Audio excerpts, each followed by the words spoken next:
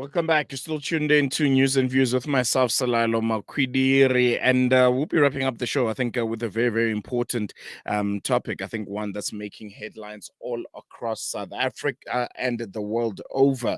I think if you are anywhere near social media or the various platforms, I think by now you are very, very aware of what's currently happening in Lebanon, where heavy Israeli bombardment has forced thousands to flee, with many still waiting for accommodation. It has been a day since Hassan Razwi, 35, fled with his family, and Israeli bombardments hit the southern Lebanese village of Ait Al Jabal, about 20 kilometers from the border, and they have not slept. And I think this is a story of a lot of Lebanese, residents right now that are trying to survive, I think, a siege and an escalation by the rogue criminal state of Israel. And in a bit, we'll be joined by Professor Seyed Mohammad Marandi, Professor of English and Literature and Orientalism at the University of Tehran. And I think they are the closest ones to this siege, essentially. And we'll be getting the latest from him.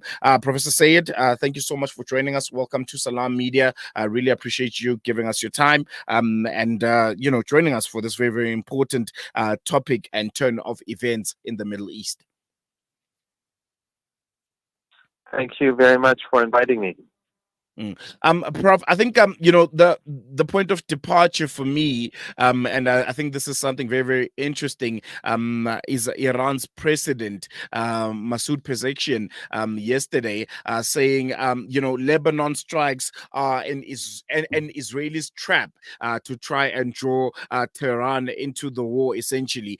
Is this the sentiment in Iran right now? Is it what a lot of people in the country are thinking, that this is some kind of ploy to try and draw Iran out, and for Israel to kind of just spread their agenda, and also spread the impunity that they've been operating in Gaza, and to spread it across the region? I think it's increasingly clear that the Israeli regime, this evil and rogue regime and illegitimate regime, has lost the war. It has lost on the Lebanese border. It has lost in Gaza. It has lost in the Red Sea. It has lost in the West Bank. And Netanyahu and other Zionist leaders are looking for a way out.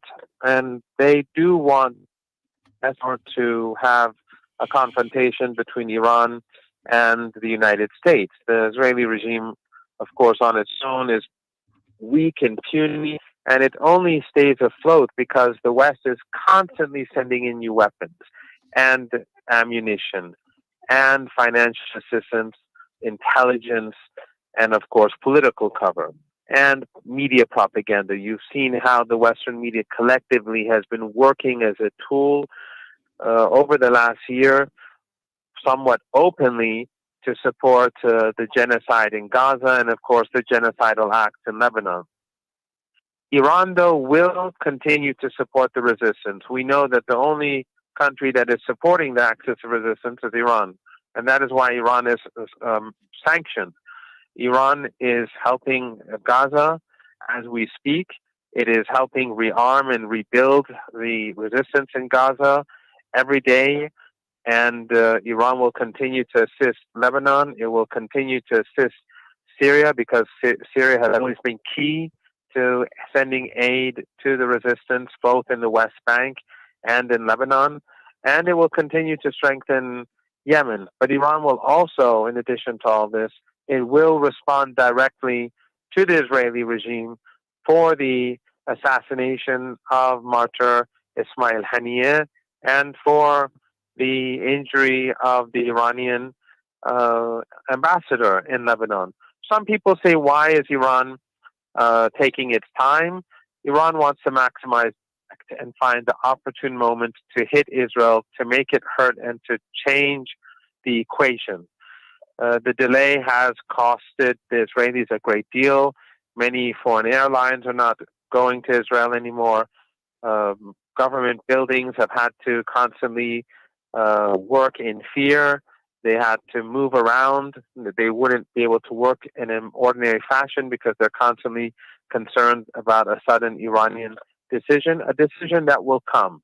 But mm, ultimately, when Iran has maximized that effect, that economic impact on Israel, Iran will strike the regime, and it will strike it in a way to strengthen the hand of the resistance in Lebanon and, of course, the resistance in Gaza and the West Bank.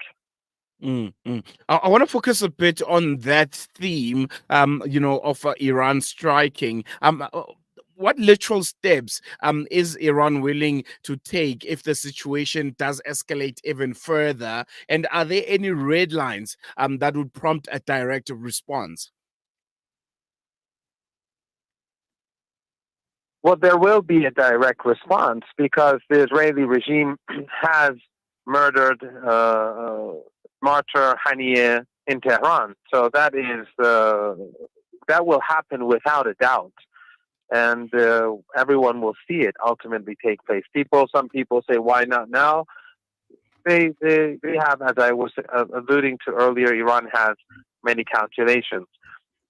This is war after all, and in war you have to be patient, and you have to you shouldn't work based upon emotions. So the enemy has the full backing of the Western traditional colonial powers.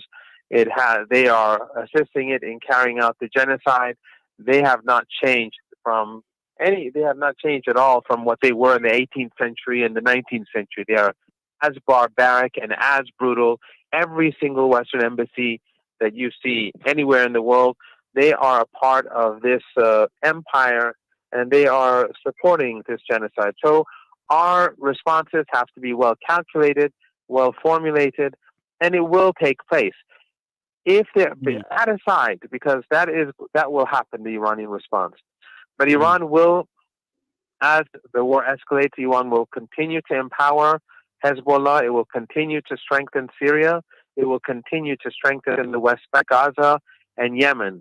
And if the war goes beyond a point, Iran will definitely intervene in a way in which it makes sure that the Israeli regime fails on mm, all fronts. And have no doubt that the axis of resistance will not allow the Israeli regime and its Western allies to win. Hezbollah has been very heroic. It has, from day one, when the Israeli regime carried out its genocide in Lebanon, in Yemen, in Gaza, it has been steadfast, and it has begun attacking the regime to draw away large portions of their armed forces from Gaza. So they've been giving martyrs, and their civilians have been murdered because they've been defending the people of Gaza.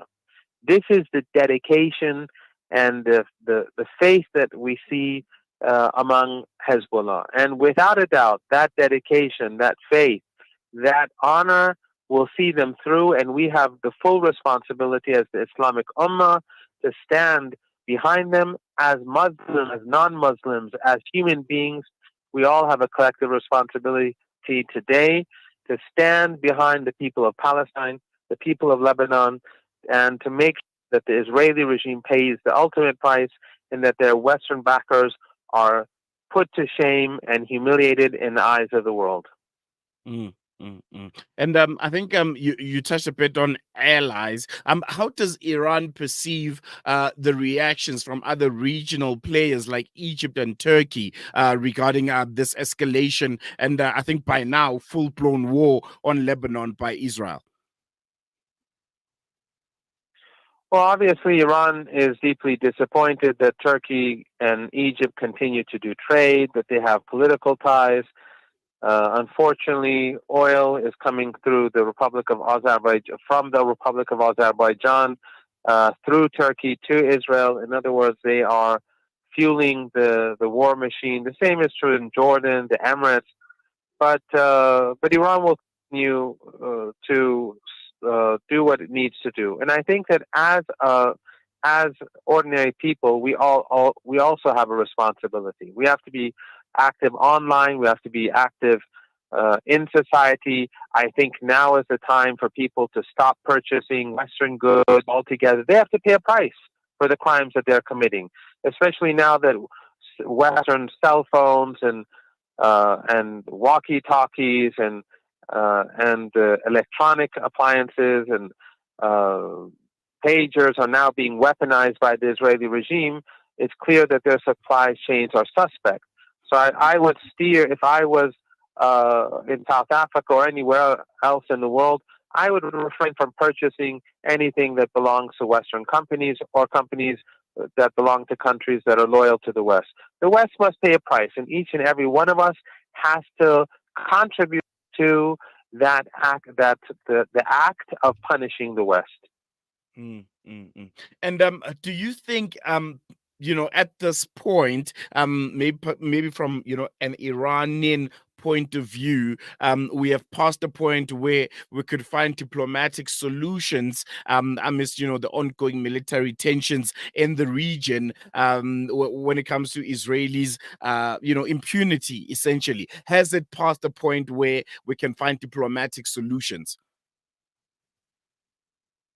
Well, the Axis of Resistance has said repeatedly that the only ceasefire that will be accepted is a ceasefire that Hamas and its allies, Islamic Jihad and others, accept in Gaza.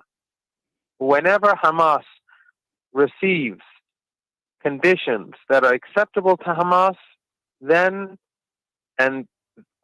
only will the Axis of Resistance accept a cessation of hostilities.